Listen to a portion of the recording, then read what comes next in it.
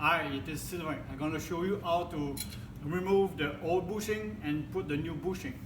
At first, you take a marker and you mark the bottom with a mark, and you take the bushing, and to be at the same size, you make a small mark on it. That way you're going to be sure you're going to put it on the right side.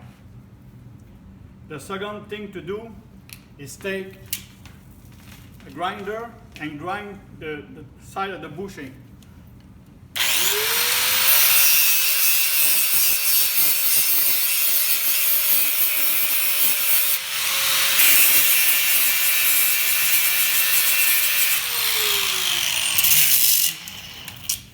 You grind it flat to the middle, and then take a socket and with the hammer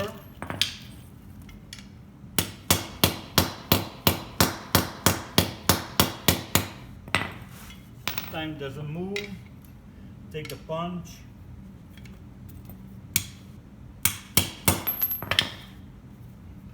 old bushing is gone, take a hammer, put it straight.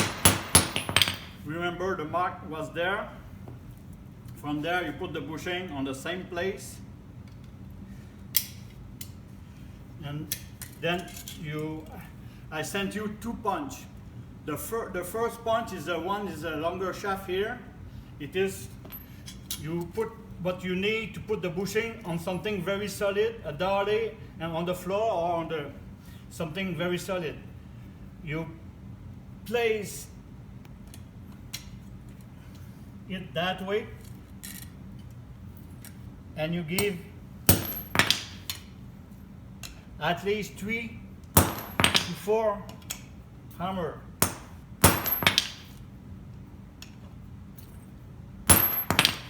Test the bushing. Like you see here, the bushing is very solid. It means 3 to 4 is very good to get it tight. And after, you take the second punch. This one is it is the best way to put it very tight and not gonna move. You do the same thing.